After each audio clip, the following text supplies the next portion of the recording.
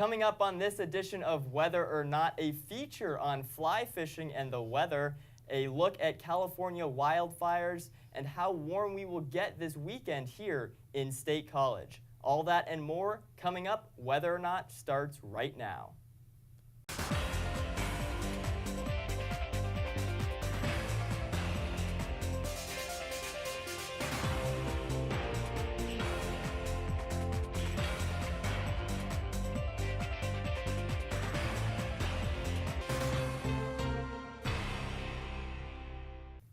Thank you for joining us on this edition of Whether or Not. I am your host, Andy Moffitt. And I'm your forecaster, Juklo. And we really haven't been feeling like October, even though we're well into the month of October at this point, Addis, have we? No, except for the first couple of days in October, we've really set this trend of above average temperatures, and there'll be some bumps in the road coming up here, but it does look like overall the above average temperatures will continue. Well, I'm looking forward to that in your extended forecast, and I'm sure you'll have more information on that. But first, we're going to head over to Nature in the News.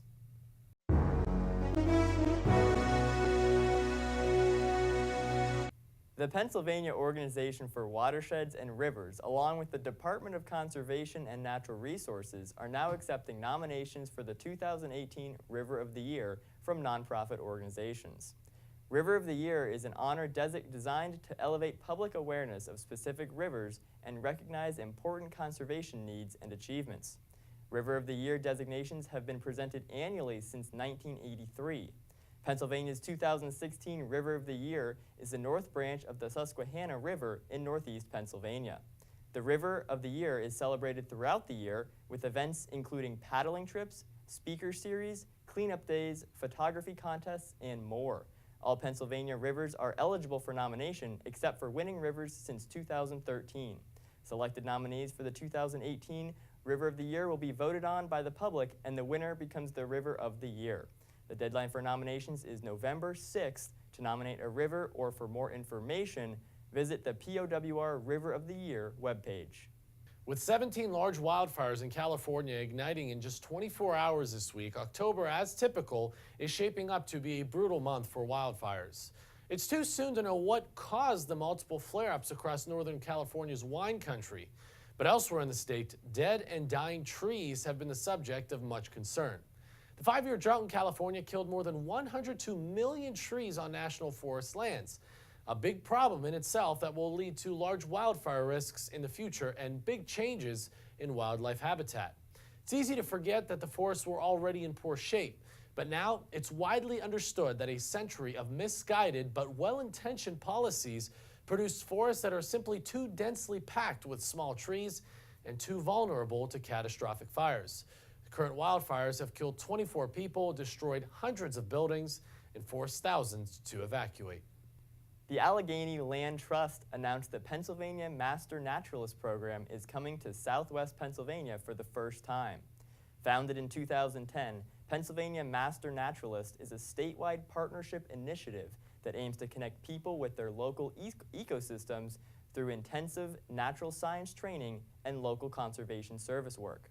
The venture is directed toward developing local groups of master volunteers and service providers to offer education, outreach, and service dedicated to the understanding and management of natural areas within their communities. A Pennsylvania Master Naturalist is an individual with a passion for the natural world who participates in an intensive training program and uses his or her knowledge by giving back to the community through volunteer service. This year-round program has 3 components to the 55-hour training: an initial volunteer training course, volunteer service hours, and advanced training classes. For more information, visit the Pennsylvania Master Naturalist Program webpage. The damage caused to beaches by extreme storms on exposed coastlines and the rate at which they recover can now be accurately predicted thanks to new research led by the University of Plymouth. Working alongside the University of New South Wales, scientists have developed a computer model which uses past wave observations and beach assessments to forecast the erosion and/or accretion of beach sediments over the coming year. They believe it could be a large aid to coastal managers, giving them the opportunity to make decisions that could protect communities from severe wave damage. In a study published in Coastal Engineering, the researchers say deriving sufficient knowledge and understanding to forecast erosion and accretion with a level of confidence is arguably the holy grail for coastal scientists and engineers.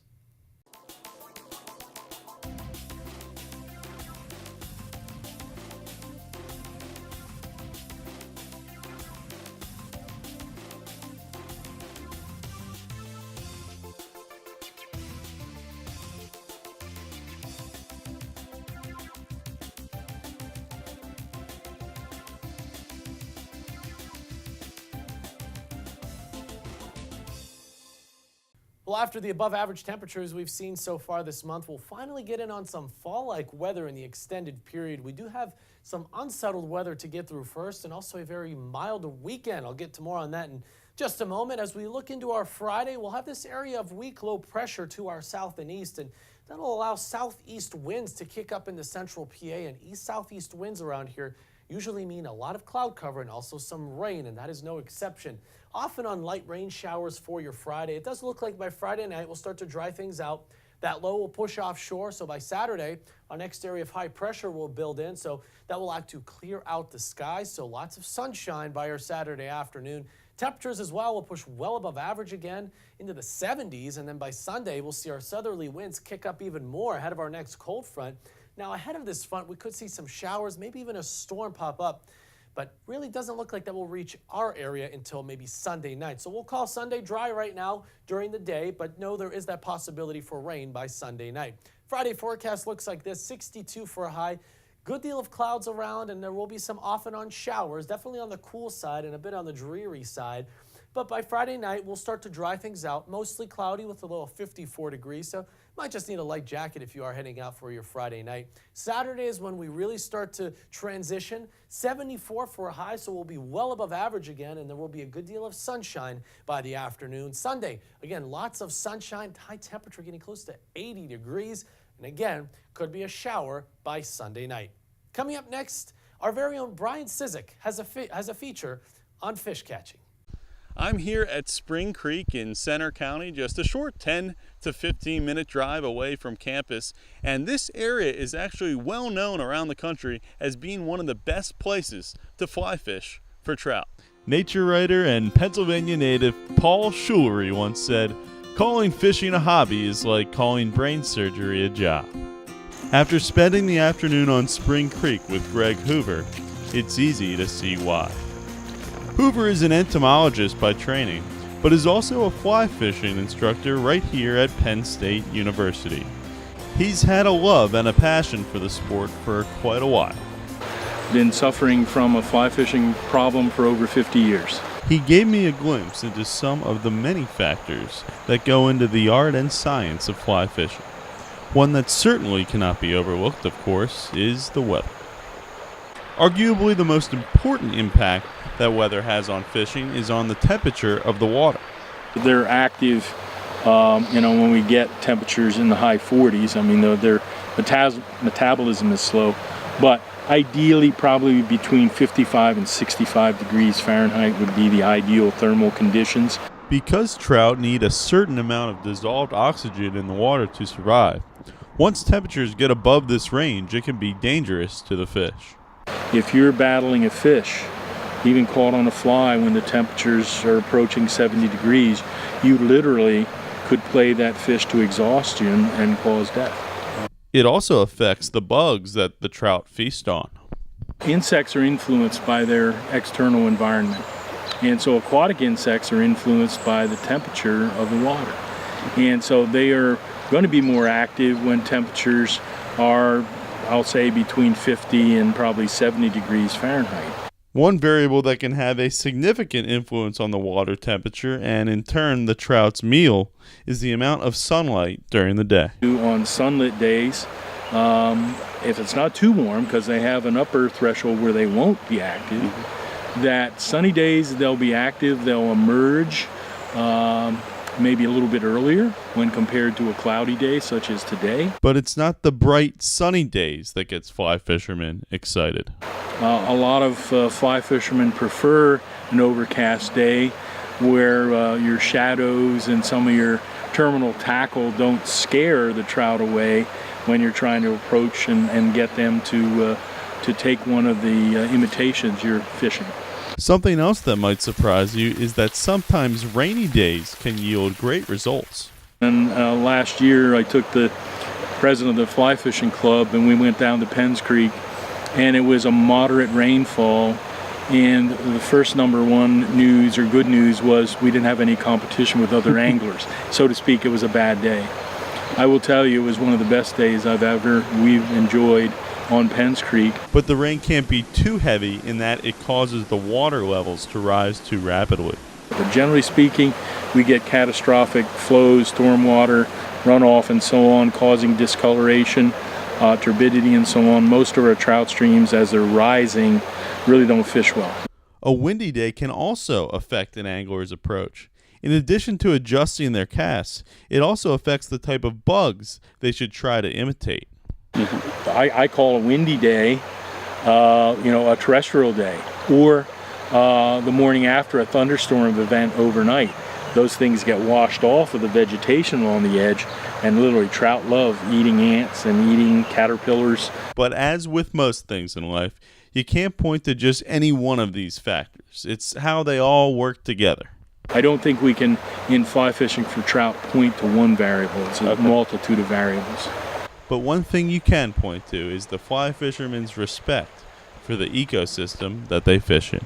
And I think what I appreciate about fly fishing and fly fishermen, they're not just after numbers.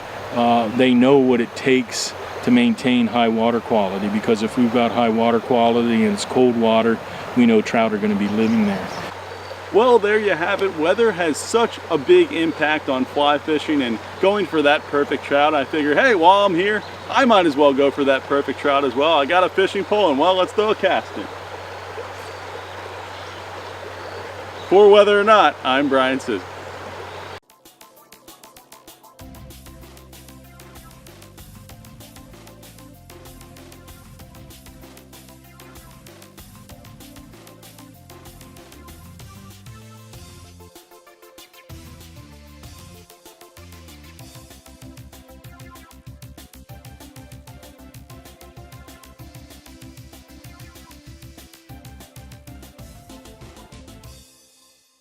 Well, welcome back. We're talking about the extended period right now. I mentioned it's going to be some ups and downs in the forecast, and this weekend we'll certainly have that. 62 for Friday, definitely the most dreary of the days this weekend, with some off and on light rain showers possible, but all bets are off when it comes to the rain this weekend. We'll see lots of sunshine, temperatures pushing up well into the 70s, could hit 80 degrees come Sunday.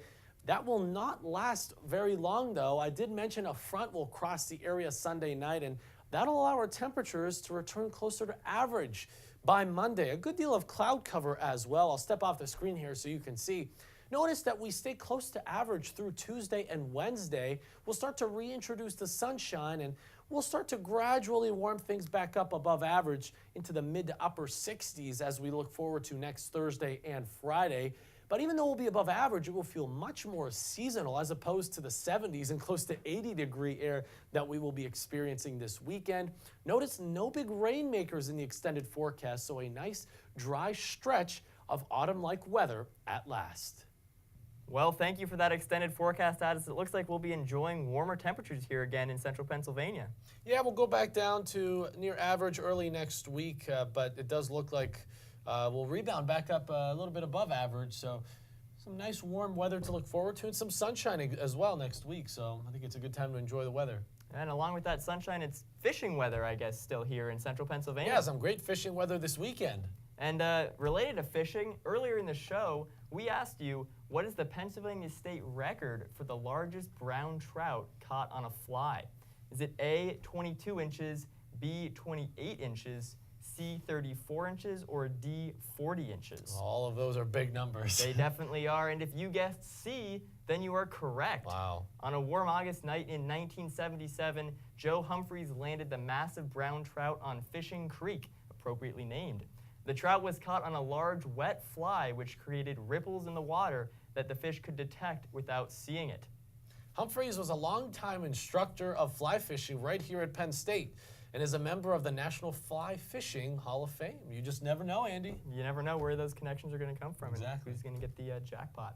Well, that's all the time we have here on this edition of Whether or Not. I've been your host, Andy Moffitt. I'm your forecaster, Juklo. Thank you for tuning in.